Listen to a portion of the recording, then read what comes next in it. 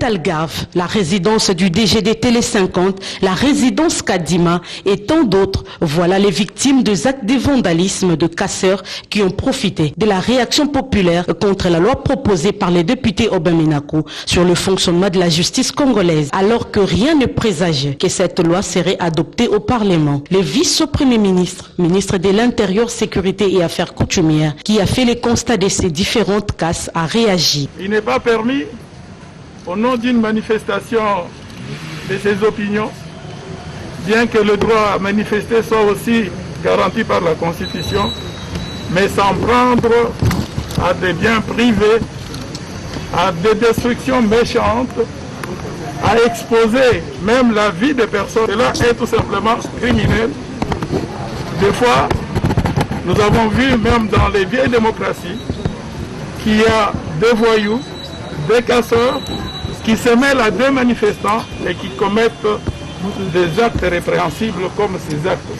Que tous ceux qui s'attaquent à des biens privés sont des bandits, sont des voyous, ce sont des criminels qu'il faut appréhender afin qu'ils puissent répondre de leurs actes. Le pouvoir public accepte que la population puisse user de ses droits démocratiques, mais cela doit se passer dans les règles de l'art.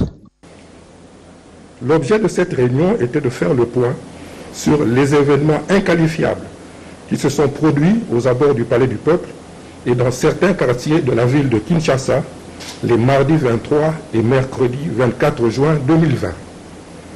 En effet, durant ces 2 jours, des groupes de personnes se déplaçant à moto ont tenté de prendre d'assaut le Palais du Peuple, siège du Parlement de la République, créant du désordre et empêchant les élus légitimes du peuple de se consacrer au travail pour lequel ils ont été élus. Cette situation est inadmissible dans un État qui se veut de droit. Il est intolérable qu'un groupe de personnes sans qualité clairement définie s'érige en une force négative et tente d'imposer son diktat en foulant aux pieds les lois de la République, au risque d'entraîner la nation dans des conflits intercommunautaires sanglants. Cette situation est d'autant plus intolérable que ces manifestations se déroulent en période d'état d'urgence décrété par le président de la République, chef de l'État, lequel interdit notamment le rassemblement de plus de 20 personnes dans les lieux publics. Face à cette situation, le Premier ministre, chef du gouvernement, a pris les décisions suivantes. Primo, instruction est donnée au vice-premier ministre, ministre de l'Intérieur et Sécurité, de veiller de manière permanente à l'inviolabilité du siège du Parlement et à la sécurité des biens et personnes, de traquer et mettre aux arrêts les auteurs de ces actes de vandalisme. 2. Instruction est donnée au vice-premier ministre, ministre de la Justice et garde des Sceaux, d'organiser les poursuites judiciaires à charge des personnes déjà appréhendées et de tous ceux qui seraient identifiés comme ayant participé à ces manifestations sauvages. Chers compatriotes, la République démocratique du Congo a connu depuis le 1er août 2018 la 10e épidémie de la maladie à virus Ebola de son histoire. Comparée aux précédentes, cette dernière était la plus longue, la plus complexe et la plus meurtrière. 3 provinces ont été concernées, à savoir le Nord Kivu, l'Ituri et le Sud Kivu, avec un total de 29 zones de santé qui ont déclaré un effectif de 3463 cas notifiés, dont 3317 confirmés et 146 probables, dont 2277 personnes décédées. C'est l'occasion pour moi d'exprimer au nom du gouvernement toute ma compassion et mes condoléances les plus attristées à toutes ces familles qui ont perdu des êtres chers. Chers compatriotes, cette riposte à la 10e épidémie a bénéficié d'une attention particulière du chef de l'État, son Excellence Félix Antoine Tshisekedi Tshilombo, qui a bien voulu confier sa gestion à un comité multisectoriel de riposte à la maladie à virus Ebola, dirigé par le professeur Jean-Jacques Mouyembe Tanfoum. Chers compatriotes, à ces jours du jeudi 25 juin 2020, je suis heureux de déclarer solennellement la fin de la 10e épidémie de la maladie à virus Ebola dans la partie est de la République démocratique du Congo. Que Dieu bénisse la République démocratique du Congo. Je vous remercie. Pour une campagne de sensibilisation de proximité contre le coronavirus, le ministère de la Communication et Médias a mis à disposition du public des supports de communication qui répondent à tout questionnement sur la maladie à coronavirus. David Julino Makelele, ministre d'État de la Communication et Médias, porte-parole du gouvernement, s'est étendu au cours de ce point de presse de lancement sur la nouvelle stratégie. Cette stratégie consiste en une sensibilisation de proximité.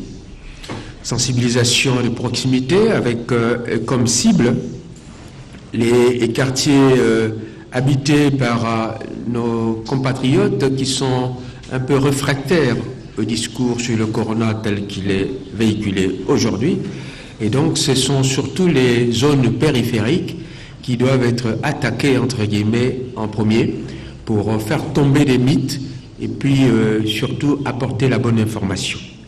Des stars de musique et de comédie, dont quelques clips font partie des supports de communication présentés, sont appelés à la rescousse pour convaincre les populations les plus sceptiques sur l'existence du coronavirus et ses prouesses dans la nuisance. Tout de suite après ce point de presse, le ministre d'État Julino Makelele s'est rendu dans la commune d'Indjili à la tête d'une caravane motorisée de sensibilisation qui arpentera toutes les rues des quartiers de cette commune, avant d'autres à Tchangou et dans d'autres districts de Kinshasa. Mon invité de ce samedi 27 juin 2020 de 14h à 16h dans votre émission Rendez-vous des Patriotes n'est pas des moindres car il s'agit de M. Chims, le président de l'UDPS Île-de-France. Président, il y a UDPS, il y a Île-de-France, à cause de la invité Nanga samedi Oyo. Na émission Nabino Rendez-vous des Patriotes de 14h à 16h. Ezali, président, il y a UDPS Île-de-France, M.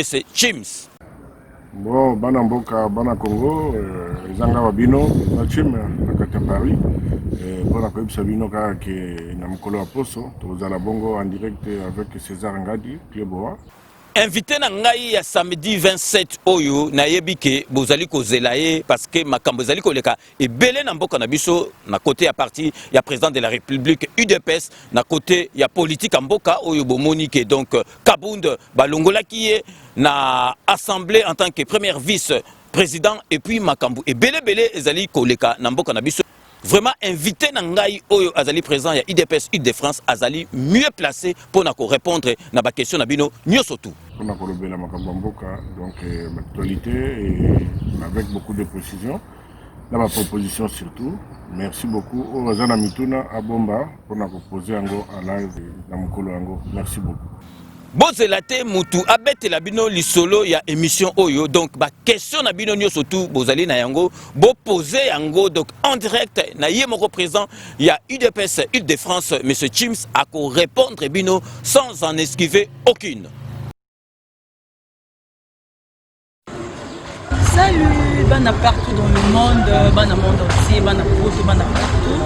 Donc désormais, Christelle Kakuta l'aurore de la presse, la site internet Clébo Original. On pense César Ngadi, tout le monde est d'accord. Donc désormais, l'émission est Kanakata Cléboa, il y a politicien, il y a musicien, il y a artiste et comédien, il y a Moutounion, cette fois-ci, le roi de la presse de retour avec force Clébo Original. Nous avons serré elle est avec César Ngadi, Clébo Original.